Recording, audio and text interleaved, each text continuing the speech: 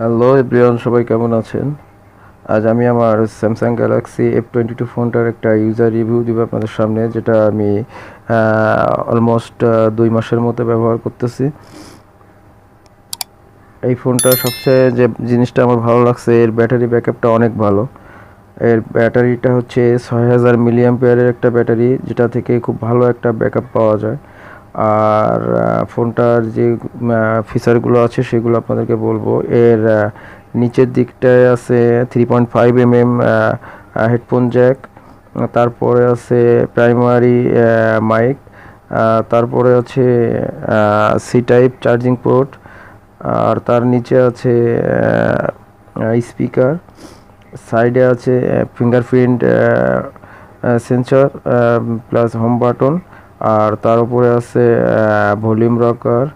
এর ওপরের দিকটাতে আছে সেকেন্ডারি নয়েজ ক্যান্সেলেশন মাইক, আর এই সাইডটাতে আছে dual nano SIM plus one micro SD slot. আর এর পিছনে আছে কোয়াড ক্যামেরা, যেটার মেইন শুটারে আছে 48 মেগাপিক্সেল ক্যামেরা, আর তার সাথে আছে 8 মেগাপিক্সেল ওয়াইড অ্যাঙ্গেল সেন্সর।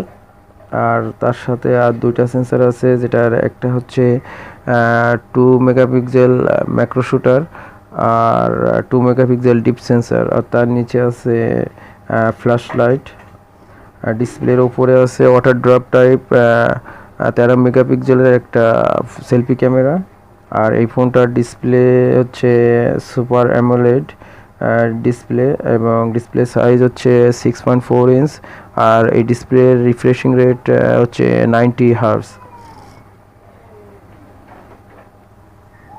এই ফোনের যে চিপসেট ব্যবহার করা হয়েছে সেটা হচ্ছে মিডিয়াটেক হেলিও G80 চিপসেট, আর এর র্যাম 6 GB, রম 128 GB। এই ফোনটার সব কিছু আমার কাছে খুব ভালো মনে হয়েছে।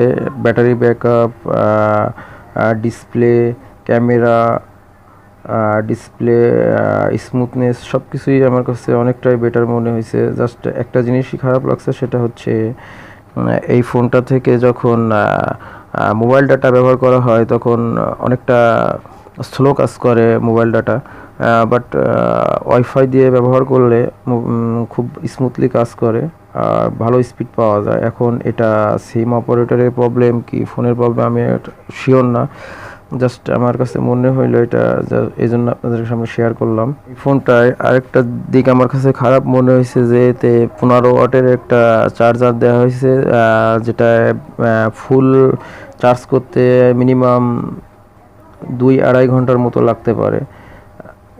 এই 6000 মিলিঅ্যাম্পিয়ার ব্যাটারির ক্ষেত্রে যদি 30 ওয়াট চার্জার ব্যবহার করা হতো, সেক্ষেত্রে আমার মনে হয় একটু ভালো হতো।